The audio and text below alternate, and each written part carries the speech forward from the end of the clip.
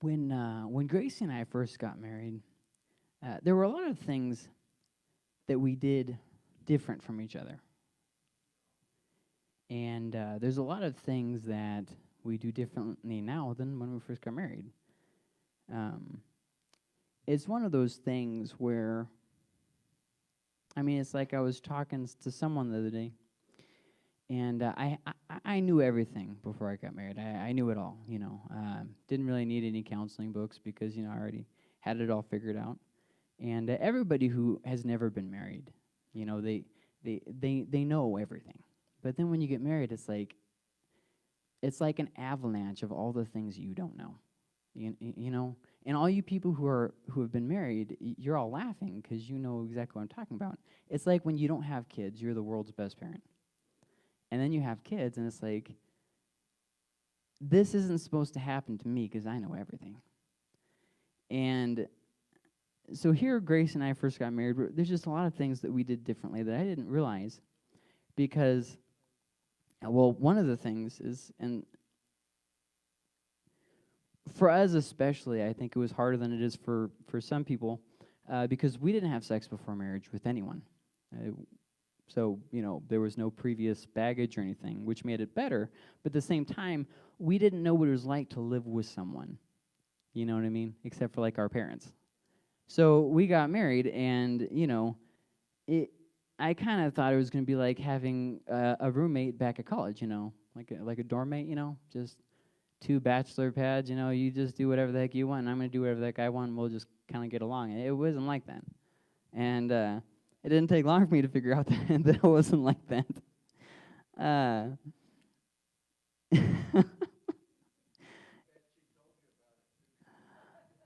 I like to always, you know, make everybody else feel better about their extremely awkward situations. Gracie and I's first night together, I wet the bed. I swear I don't pee the bed. I swear. But, you know, for whatever reason, I guess we were just tired from the wedding was very stressful, and I mean anybody who's been married knows that it's just very hectic. My car wasn't running right because I found out months later that some cylinders had been disconnected as a prank, and tire pressure had been lowered, and it was just terrible. And you know, there was just a lot of things on my mind. And you know, long story short, I woke up and I peed the bed. You know, and that's a great first impression. I don't do this. I swear I don't do this. This isn't a regular occurrence, I promise you. And meanwhile, Gracie's thinking, what did I get myself into here? We had different sleeping habits. Gracie starts falling asleep about 4 o'clock in the afternoon. I have a hard time falling asleep, and I always have. I don't sleep well. Like every time that my dad says that he just lays down and go to sleep, I want to punch him in the face. I have no idea what that's like. I have no idea. There was the messiness factor. She can pack a car like you wouldn't believe. She can get everything you own plus some in one single load. It's amazing. I assumed that would translate over to having an organized house. I was wrong. See, I cannot load a car with crap. I can stick maybe a single bag in a car, and I'm like, yep, it's full. And she's like, there's plenty of space. And meanwhile, you know, everything I have is super organized. Now, if you're an organized person, being with a disorganized person drives you up the wall. It's one of those things. People say, we're not compatible. If you're married, you're not compatible. There's just a lot of things you have to learn to be okay with and just kind of changing. We had different romantic expectations. For me, I had this idea that, you know, I told you that I loved you when we got married. I'm obviously still married to you. We haven't gotten divorced, and I haven't, like, beat you up or anything. So, I mean, we should still be on the same page. And meanwhile, Gracie, like, every single 5 seconds, hey, I love you, I love you. I'm like, yes, you said that. I got it. But, geez, why do you keep nagging me about how much you love me? Just drop it and move on. Just different expectations. We had different habits, different preferences. Here's just a good example. There was one time when I was supposed to go into my friend's dorm room, come right back out.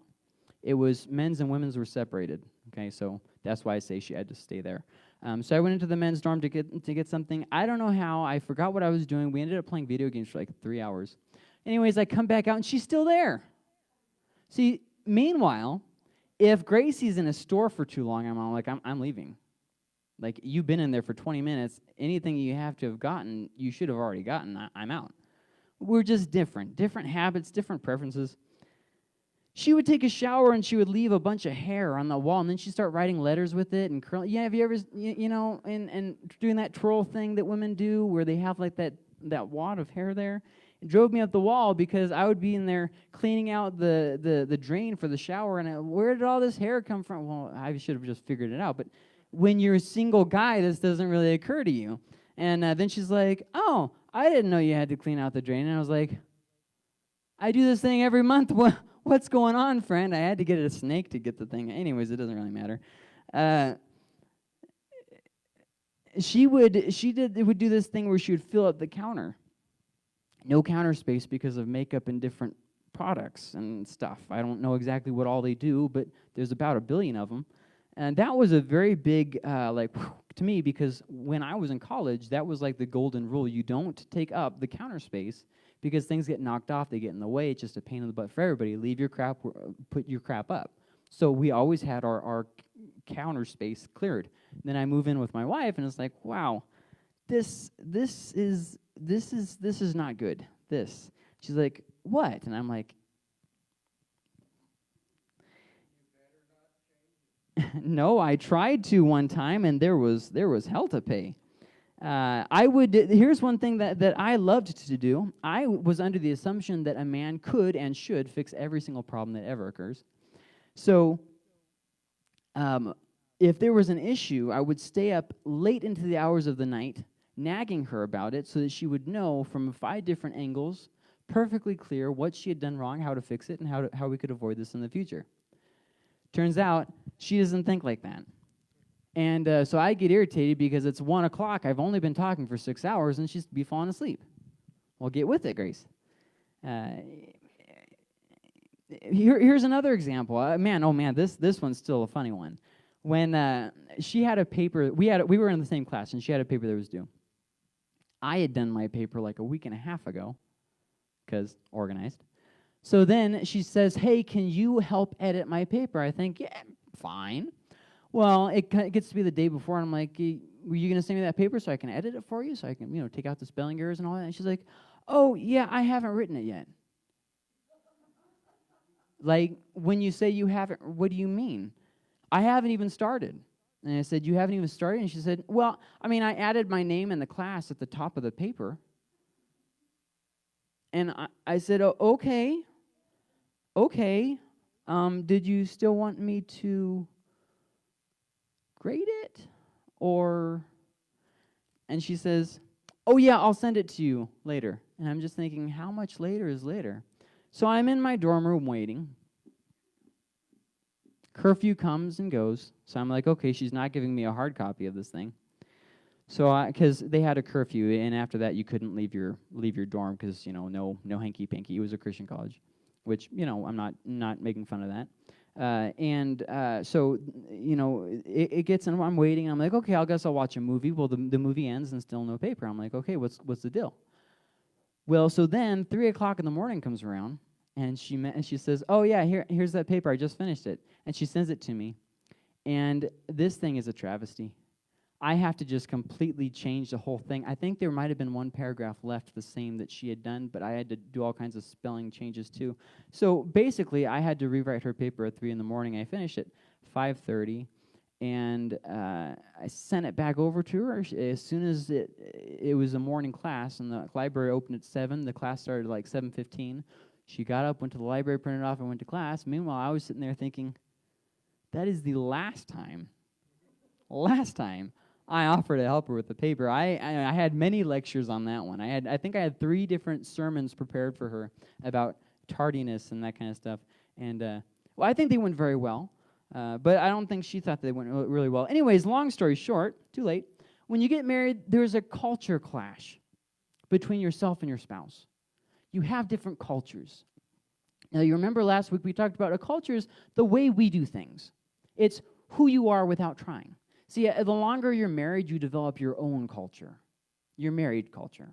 This is how Gracie and I do things. But when you first get married, it's not like that. It's this is how Michael does things, and this is how Gracie does things, and you both try to convince each other that your way is better than their way. And so there's this culture clash that happens when you get married. And the thing is, as a Christian, not only is there a culture clash between who you are and who God is making you, there is also a culture clash between the way you have to choose to live in order to honor God and how the world lives, how you're naturally going to want to live. You have to choose God's ways, which is a little bit difficult because there's this kind of idea that if I'm Christian, I'm good with God and I can just live my life however I want. So there's this huge culture clash, and that brings us to the question that we started asking last week, and we're going to keep looking at that question this week. What does it mean to be a Christian? Well, it means to follow Jesus. So how am I not following Jesus? Last week we looked at thinking like Jesus, seeing value in people. Remember that? Well, this week we're going to talk about talking like Jesus. Now, C.S. Lewis once wrote, "Integrity is doing the right thing even when no one is watching." I would go a little bit further than that, especially for the point that I'm trying to make tonight. And it's also saying the same thing to yourself and in a small group as you say in front of others. The things that you say aren't duplicitous. They aren't different in front of people as it is behind closed doors. Oh, I just love you guys. You're great. I go home tonight and I start talking to Gracie. I hate those people. Where it's the same. Integrity is not just doing the same thing, it's also talking the same way. Well, I got my Christian face on. That means I'm going to say things that sound Christian. Okay, like, oh, the Lord bless you. And then I'm going to get on the road and I'm going to say, F you. See what I mean? There's just this massive difference there between, Christian face and Michael's real face. And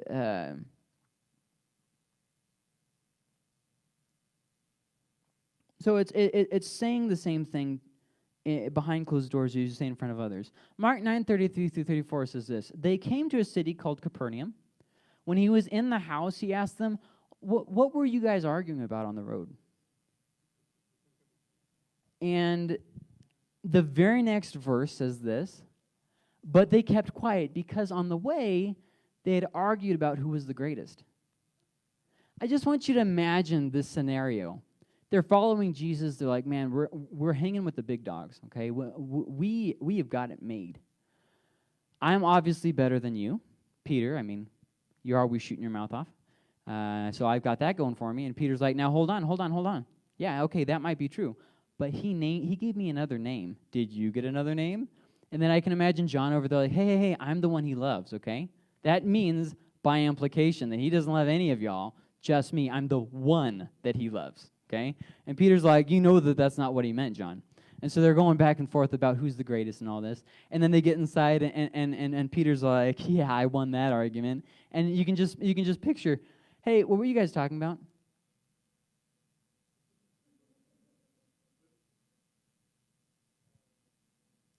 Would you believe nothing? See, it seemed important at the time, yet when Jesus actually talked to them about it, they all felt a little silly. It seemed really important, but then when Jesus says, hey, what are you guys talking about? They all kind of feel a little stupid. Because what they were talking about in front of Jesus was not the same thing that they were talking about away from Jesus. And instead of listening to Jesus, they were too busy talking. The stupid things we argue about and make other people feel stupid for are usually a little silly, but they always seem important to us at the time. We'll shoot off our mouth, we'll make people feel stupid. Our mouth will always be open. We always have something to say. We always have an answer to give. Somebody says something, we're the first one to give a reply. We're like Peter. I can't wait for you to say something so I can open my mouth and say something stupid in reply. Quickly, say something. Say it, so I can say something stupid. And then afterwards, even sometimes during, like while we're talking, we're like, man, this was a bad idea. It sounded really good before I started talking. Now I'm talking, and I can't stop talking because that's terrible. It's basically like this. So Chuck, did you hear that? See, it just doesn't. You can't back out once you start.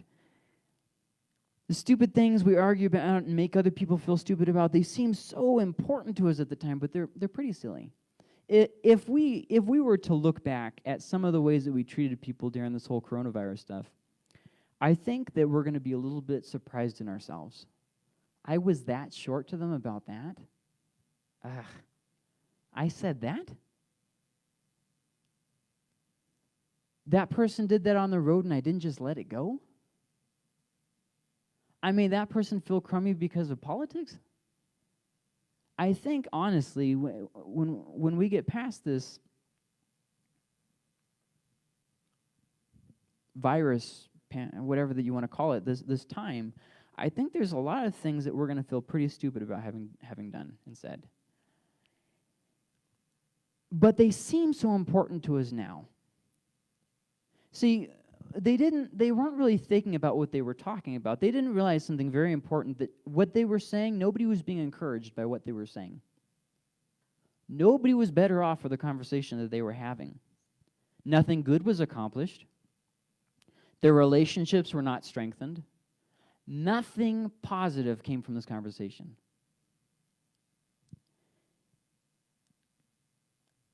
Well, they ought to know how hard I work. If I don't stand up for me, I know Peter won't. I think my name's Thomas. I don't know because I'm only mentioned in like one of the Gospels. I deserve to get noticed too. I wasn't the one on the Mount of Transfiguration. I wasn't the one at the cross. I'm not even mentioned at the Lord's Supper, and I was there. Judas was the one who betrayed. Why don't I get any attention?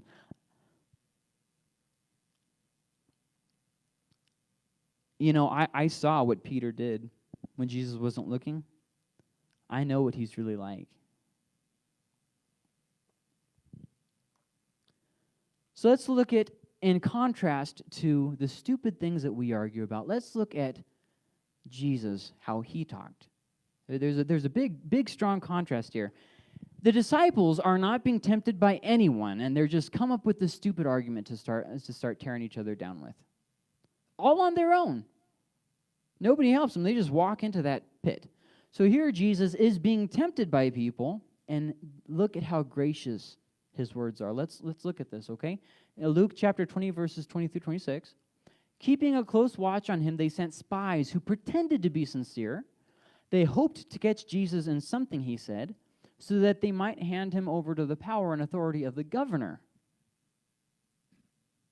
So the spies questioned him, "Teacher, we know that you speak and teach what is right, and that you do not show partiality, but teach the way of God in accordance with the truth." Man, what smooth words. Man, they must be running for office. Is it right for us to pay taxes to Caesar or not? I mean, I don't know, I don't know. He saw through their duplicity. Well, that must not have been very hard to do if they looked like anything like their stupid words were. And said to them, "Show me a denarius. Whose image and inscription are on it?" And this is yet another way that us and Jesus would differ. If this was us, we would have said something like this: "Cut the crap. I know why you're really here. Cut the crap." But Jesus goes along with it. I mean, I just can't get over this. Like, he knows what's going on, and he decides to give them a little one-up just to screw with them. Look at this. "Caesar's," they replied, and he said to them, "Then give back to Caesar's what is Caesar's, and to God what is God's." They were unable to trap him when he said there in public, and astonished by his answer, they became silent. Oh, the joy of that. So there's a few things I want to point out. The first thing I want to point out, he didn't shoot off his mouth all the time. Jesus wasn't one of those people who always had to have his little stupid little rant. You know what I mean? If he had a Facebook account, his would be the one that he just sent you something encouraging, or talked to you real, not like this whole look at all my status on my Facebook page. I got all these great pictures of no blemishes on my face, and I've got, I'm in a perfect relationship. We never fight. I have the perfect kids. They never do anything wrong. That wouldn't have been Jesus. He would have been the one who was being real with people. Sometimes Jesus said very mean and hurtful things because we don't want to change. See what I mean? Sometimes Jesus would say something that's like, well, Jesus, I don't like that. In fact, one of the times, the tax collectors even say that, whoa, don't you know that what you're saying is offending us too? You're not just offending the Pharisees. It was fun when you were making fun of them. They're the religious leaders, what idiots. But now you're making fun of us too. I don't like that. And Jesus says, woe to you also. So he wasn't someone who was always shooting off his mouth, always saying something stupid. And so because he didn't develop that stupid pattern, when the opportunity came, he didn't shoot off his mouth about the government. He didn't shoot off his mouth about the taxes. He didn't shoot off his mouth about any of that stuff. See, what's inside always comes out. And Jesus didn't have a nasty little attitude like we do. For I tell you what, 9 out of 10 times, you ask me a question about any politician, and I won't have anything good to say. I promise you. I'm really not a big fan of the government or politicians or any of that kind of nonsense. But yet, we don't see Jesus saying something stupid here. That just blows me away. He didn't. You don't see him always going on these long rants and saying stupid stuff every 5 minutes. The second thing I want you to notice is that he didn't talk to people how we talk to people, because he valued them more than we do. So he didn't shoot off his mouth. The second thing, he valued people. Jesus didn't talk down to people because he didn't look down on people. And this takes us back to last week when we were talking about thinking like Jesus. See, Jesus talked like this because he thought like this. And that's the part that gets me. These weren't just big, stupid idiots to him. You think you're so smart going around behind my back. I know what's happening. And by the way, I am going to die, but it's not going to be because you take my life. I'm going to give it up. Take that.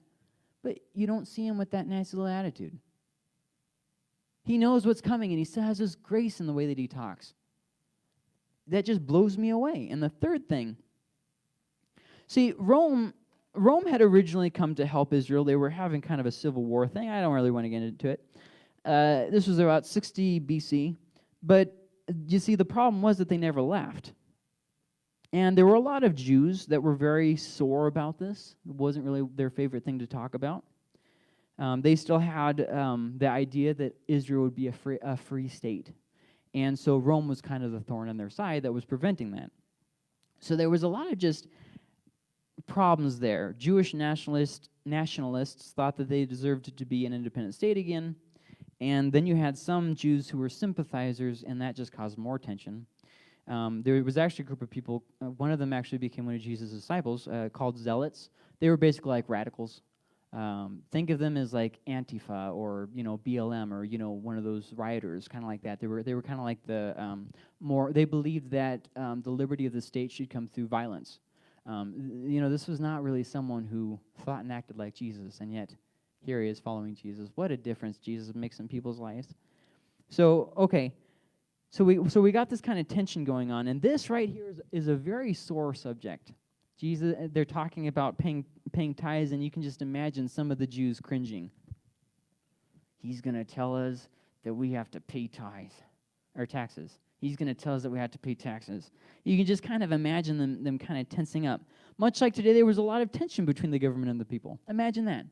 People who are in tension with their government. Who would have ever saw that one coming? And but the thing that amazes me here, so Jesus refuses to get sucked in. He kind of almost goes around the issue of the government. He doesn't really even get diverted. He answers the question about the taxes, but he doesn't really say anything about the government. Just keeps going through. And I think that's a little bit different because we have this whole idea about Christianizing the government. We have this whole idea. And, there was an emperor that tried that, Constantine, remember? it didn't work too well, the whole Christianizing the government thing. What works a whole lot better is the church being the church and not getting involved with trying to be the government. In fact, that's exactly what Jesus says right here. So let's keep looking here, okay? So then he explained that Caesar, okay, so hold on. So after he kind of goes around the issues and answers their question, he explains to them that Caesar wasn't the issue. The government wasn't the issue. The government being godless wasn't the issue, much as it is still not the issue. Look what he says here. So he didn't stop at give to Caesar's what is Caesar. That's the answer to the question. But then he goes on to say something else. And to God, what is God's? That wasn't the question, Jesus.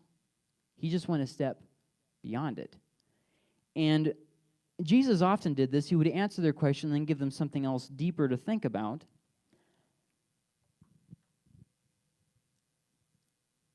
See, life isn't about what we want it to be about. It's about what God wants. You know, I bet if we went militant, we could make a strong state that didn't have any of these liberals and all this stuff, or the other way, and get rid of all these crazy gun owners, which I don't know how you would do that without a gun. I don't know. I still haven't figured that out. But let's just say you could hypothetically, I don't know, do it with slingshots or something. I don't know. And so either way, whichever way you go on that. But here's the issue. Are we Christian, or are we too busy being anti-American? Are we Christian, or are we too busy being pro-American? See, Jesus didn't just answer their question about paying taxes. He went a step beyond that. Not just, okay, give back to Caesar what is Caesar's, and give to God what is God's. Are you Caesar's, or are you God's? Now we're talking about who owns you. Now this is a different question entirely. That's not what they wanted Jesus to bring up. It doesn't matter if I belong to God. We're trying to trap you in this. And Jesus is saying, you don't accept me because I belong to the Father and you don't. Give to God what is God's. Are you Israel in name, or are you actually Israel? And this is something that Paul builds up in the book of Romans. So that kind of brings the whole thing. See, some of us are too busy being Republican or Democrat or I'm neither to be a Christian. And you might say, well, what do you mean? When our attention is so focused on hating the governor instead of witnessing to people, when our focus is so much on the election. You know, somebody said something on Facebook the other day that I don't think I'll ever forget this. He said, did you know that Jesus, who reigns sovereign, is not sitting on the edge of his throne waiting to find out what happens in the November election? Not even that. That's not even the issue. The issue is this. He's still in control. Whoever gets in office, it doesn't matter. Now, I'm not telling you not to vote. I'm not saying that at all. I'm also not telling you to be I'm not telling you to not be a patriot. I'm not saying that at all. I'm not telling you to be an anti-patriot. What I'm saying is this. Who owns you? Give to Caesar's what is Caesar's, but give to God what is God's. Do whatever you got to do as a citizen. Do whatever you feel is right as a citizen. But at the end of the day, give to God what is God's. And he has to have ownership more than your citizenship. So give honor and obedience to where it is due. You know, I'm one of those people who think that as a Christian we should do things like probably stand for the flag and that kind of stuff, and you know, do that kind of stuff. I kind of think that we should do that. Not necessarily for the thing of worshiping the flag or anything like that. I don't see it like that. But because it's the custom of America. So give honor to where it's due. That's fine. That's fine. I honestly think that we shouldn't be people who are known for being rebellious about stuff and just stirring up strife when it doesn't need to be strife. You know, a football game isn't the place to be stirring up problems. And I don't know, maybe I'm wrong about that, but I think that as Christians, we should be trying to help people. And I don't think that purposely irritating people is much of a way to lead people to God. Hey, remember me? I'm the guy that pissed you off a couple days ago. Want to hear about Jesus? I just don't think that's going to go over that well. Maybe I'm wrong. I don't know. So it's very hard for me to stay out of... It's very, very hard for me to stay out of angry rants about politicians. I literally have nothing good that I ever say about most of them. So the struggle is being silent and changing the conversation for me. Eventually, it will be praying for them and making peace and trying to kind of calm other people down. I'm not there yet. I'm at the point where it's best if I just don't say anything at all. I keep seeing people arguing the pro-Trumpers and the anti-Trumpers, and I'm like, you can have all of them. I just don't want this nonsense. Everybody's flinging mud at each other, telling each other how the other person is the devil, and I don't know. It just doesn't really seem like much is being accomplished there. But so I keep my mouth shut about certain politicians when it's brought up, and I just kind of move on. And that's okay. As a Christian, you don't have to like one party over the other. You don't have to like a certain person or what. That's not the issue. The issue is we're giving to God what is God's. And one thing that God oftentimes has us do is submit to human authorities. Ooh, yeah. Even if we don't like the governor, even if we don't like the president, even if we don't like the pastor, God oftentimes calls us to submit to human authorities, and that's very difficult to do. But remember, give to God's what is God's, and give to Caesar what is Caesar's. And the reason why we give to Caesar what is Caesar's is because we give to God what is God's. So remember that. So it's very hard not to get distracted about your purpose. It's very hard to love and accept people who disagree with you, especially during this time. It's a very brother against brother kind of time. It's very hard to pray instead of worry and get frustrated. Some people are concerned about the economy. Some people are concerned about the virus. It's very hard to pray instead of worry. I'm not going to tell you that it's just so easy to pick yourself up by your bootstraps and just keep going on. I'm not going to say that. You're going to have a hard time. And a lot of the things that we have to deal with is hard. Talking like Jesus is not easy. Talking like Jesus isn't easy. He valued people, and he was perfect, and he was God. So, it's kind of one of those things where you're not going to have an easy time with this. This is going to be something that you struggle with until you die. Much like paying taxes. Because we were talking about paying taxes. Okay, all right. So let's kind of tie some things here, okay? Being a Christian means following Jesus, which means pointing people to God with what you say and with how you say it. And I think that this verse is a perfect way to end this discussion on talking like Jesus.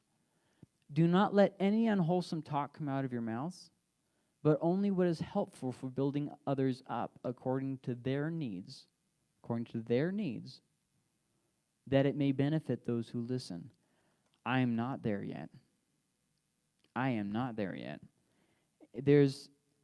There are some things that we're going to be looking at in this series that you're going to say, I'm not there yet. And you know what? That's okay.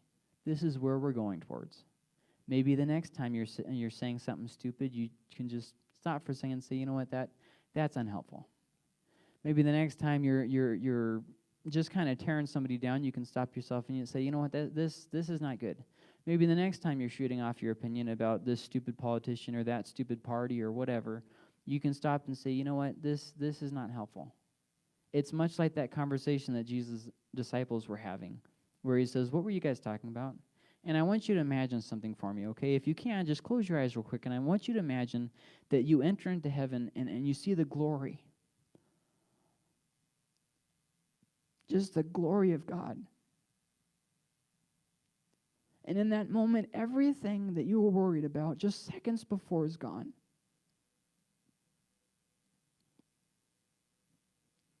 And God says this, what were you just talking about? Just imagine this with me. Are you going to be silent because what you were just talking about was stupid and just plain silly?